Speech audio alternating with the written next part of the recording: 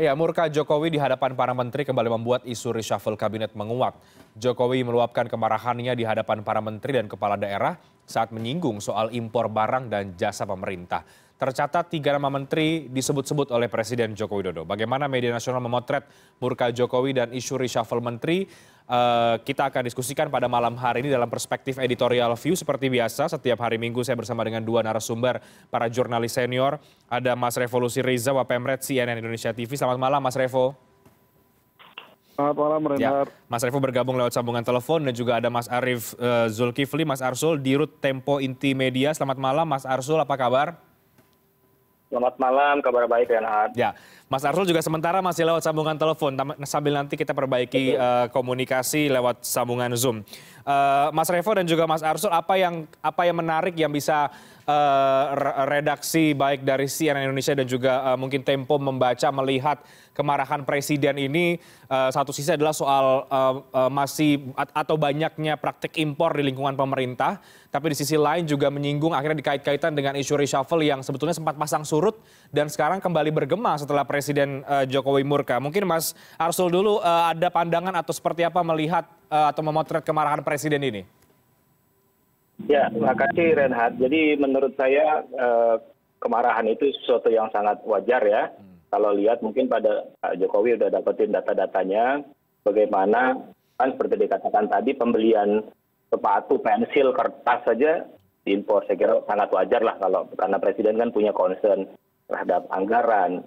Pertanyaannya mungkin adalah bagaimana Kementerian Keuangan berikutnya setelah statement dari Pak Jokowi itu bisa mengelaborasi lagi. Jadi misalnya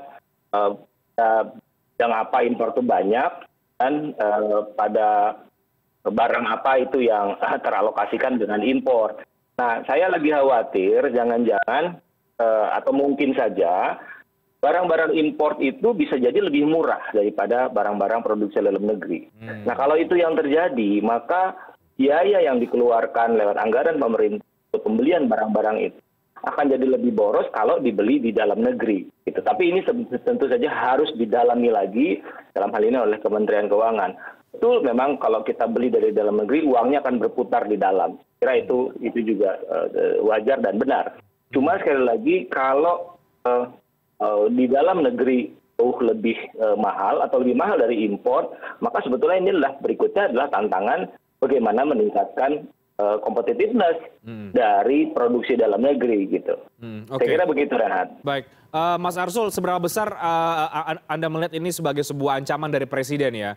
Karena juga Presiden menekankan meminta Jaksa Agung untuk mengawasi praktik impornya, bahkan artinya kan Presiden ada kekhawatiran mungkin dalam praktik tersebut ada pelanggaran hukum dan lain sebagainya. Atau kemudian ini juga dianggap sebagai cara menggertak Presiden pada menterinya agar kemudian tidak kena reshuffle gitu?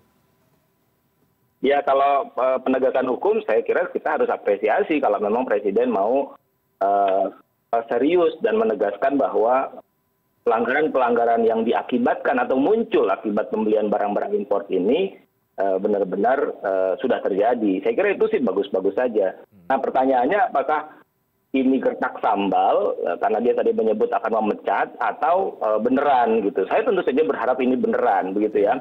Tapi kalau lihat dari natur reshuffle, kalau kita agak geser sedikit isunya dan mengaitkan dengan kasus ini, reshuffle di Indonesia dalam beberapa pemerintahan Jokowi juga dan beberapa tahun terakhir sebetulnya basisnya bukanlah semata-mata kinerja atau kinerja itu hanya sebagian kecil saja. Yang lebih besar jadi alasan reshuffle adalah hitung-hitungan politik, politik keseimbangan, terutama kalau kita kaitkan ini dengan butuhnya dukungan Presiden dari partai-partai untuk rencana penundaan pemilu atau perpanjangan masa jabatan Presiden. Nah, kalau itu dijadikan bargaining atau alat bargaining, maka urusannya bukan urusan kinerja, bukan urusan barang impor atau barang dalam negeri. Ini urusannya negosiasi politik. Gitu. Dan kalau kita bicara negosiasi politik, maka yang paling lemah posisinya adalah menteri-menteri yang tidak datang dari partai. Gitu. Jadi saya kira kok saya tidak melihat ada relasinya antara kemarahan presiden dengan rencana reshuffle. Rencana reshuffle itu sangat mungkin dan itu bergerak ke arah dan disebabkan oleh argumentasi yang lain. Oke, Mas Revo, ini gertak sambal atau memang bisa kita melihat agak jauh ini bisa dikaitkan dengan isu reshuffle yang sebenarnya sempat pasang surut, tapi akhirnya karena ada pernyataan presiden ini akhirnya mengemuka lagi, dikait-kaitkan lagi. Bagaimana Mas Revo melihatnya?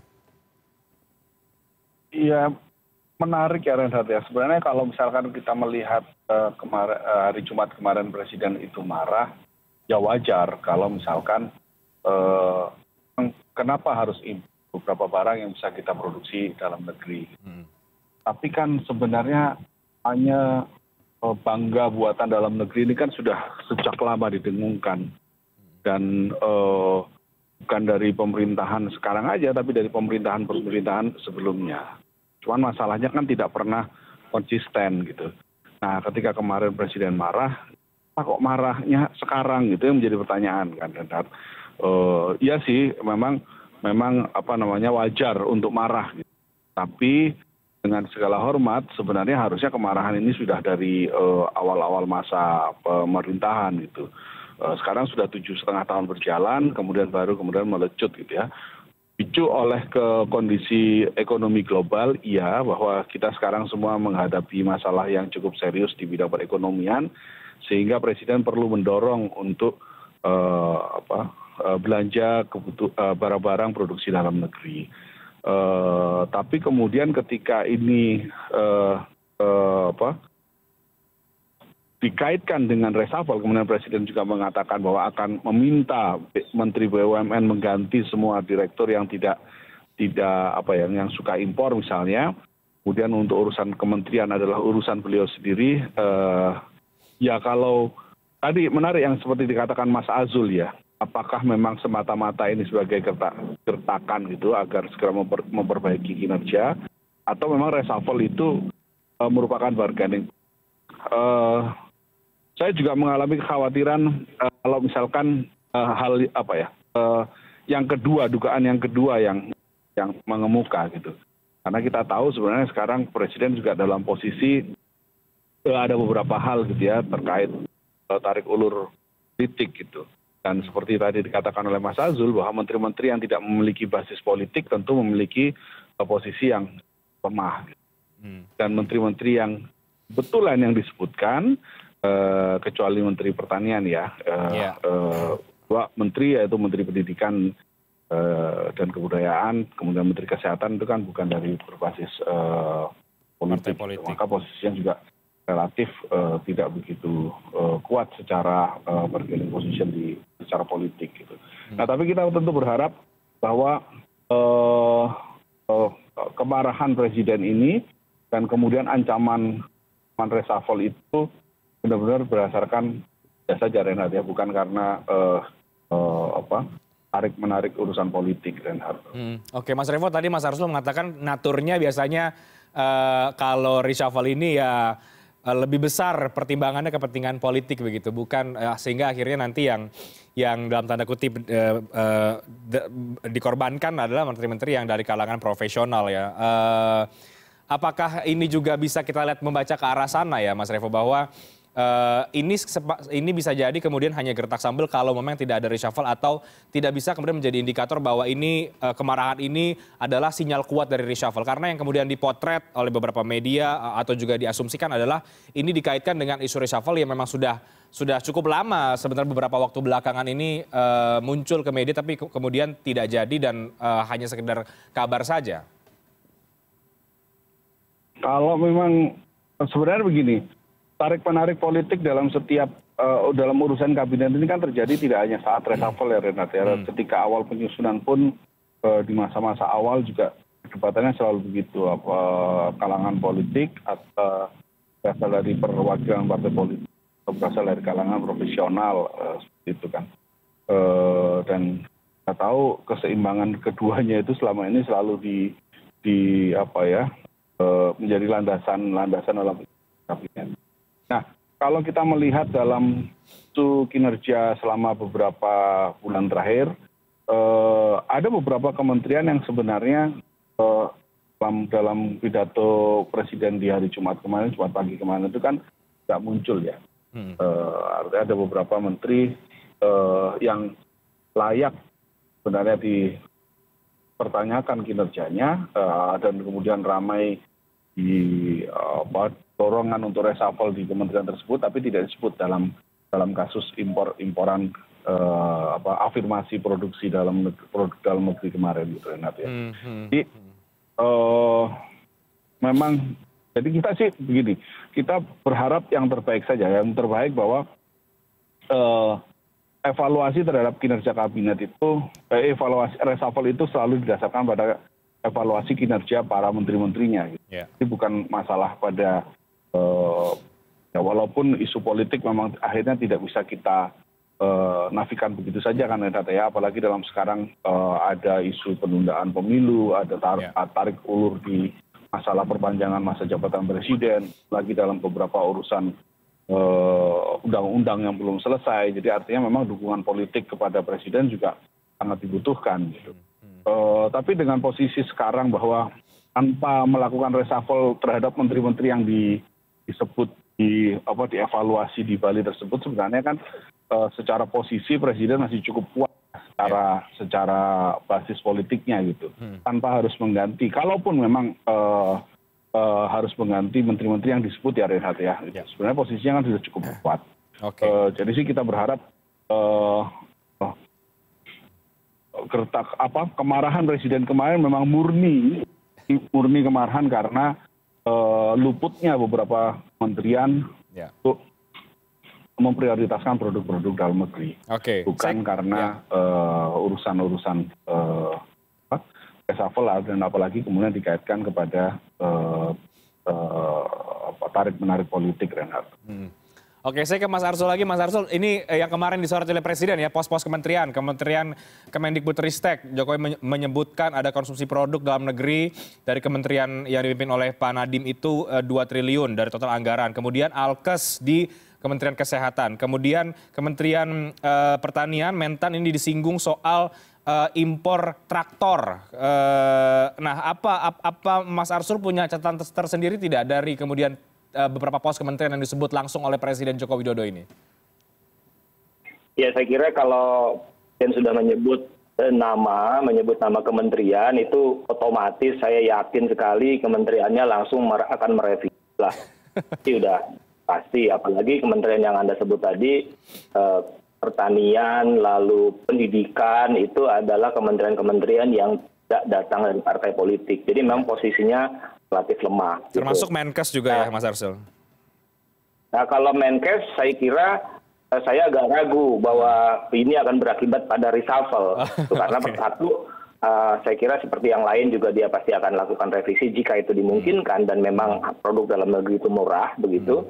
Dan kedua tentu saja kita masih akan berhadapan sama problem pandemi yang sudah reda tapi belum jelas ujungnya gitu ya. Jadi beberapa program dari Kementerian Kesehatan yang kelihatannya cukup baik ya dalam 1-2 tahun terakhir ini agak bukan alasan yang cukup lah untuk mereshuffle.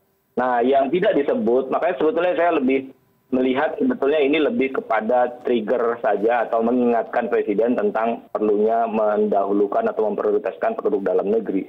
Tapi kalau kita bicara reshuffle dalam pengertian negosiasi politik, maka kementerian-kementerian yang Anda sebut tadi tidak termasuk. Karena sebetulnya relatif portofolionya tidak seheboh atau sehebat dari 2 kementerian yang akan saya sebutkan belakangan. Yaitu Kementerian BUMN, Kementerian Dalam Negeri gitu. Kementerian BUMN kita tahu dan Dagri juga dipimpin oleh bukan partai. Kementerian BUMN itu karena menguasai aset BUMN yang begitu besar, dan Kementerian Dalam Negeri itu signifikan karena dia akan menentukan kepala daerah sementara ya, sampai dengan pilkada yang dilakukan secara serentak gitu. Nah ini akan sangat berpengaruh karena akan menentukan orang-orang dalam tanda kutip yang bisa dipercaya, menteri baru yang dari partai politik tadi, untuk menguatkan posisi partai politik di daerah tersebut. di daerah yang disebutkan. Nah itu jumlahnya banyak, saya lupa berapa ya, ada berapa ratus lah begitu. Nah 2 kementerian ini yang menurut saya lebih signifikan untuk dipersoalkan dari kacamata atau di dalam bingkai posisi politik. Oke, kalau pos Kementerian Pertanian bagaimana, Mas Arsul? Ini yang juga kemarin disebut oleh Presiden. Ya, Kementerian Pertanian saya kira mungkin juga gitu ya, karena di dalam Kementerian Pertanian itu ada pos yang namanya penyuluh pertanian yang dalam beberapa tahun dan beberapa rezim sebelumnya di zaman SBY juga diisi oleh partai politik, dan itu dimanfaatkan betul karena penyuluh pertanian itu jumlahnya bisa ribuan atau puluhan atau ratusan ribu, dan itu menjadi sebuah sarana yang efektif sebetulnya untuk bisa menitipkan pesan-pesan partai sama untuk pemenangan ya. Nah, itu di era yang lalu. Saya kira juga saya bayangkan juga pasti akan menjadi incaran juga gitu ya. Baik. Jadi setelah Presiden sebut ini pasti menterinya, kementeriannya langsung melakukan evaluasi dan revisi dan lain sebagainya. Oke. Kalau dia tidak lakukan dia bodoh sekali menterinya. Karena posisinya sangat tidak aman. Oke. Baik, Mas Revo bagaimana? Ada tambahan? Ini pos-pos menteri yang disebutkan oleh Presiden tadi itu. Mas Arsul katakan ini ya harusnya memang harus langsung revisi dan evaluasi di pos kementeriannya.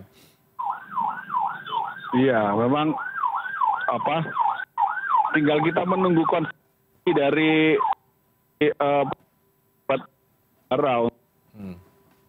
namanya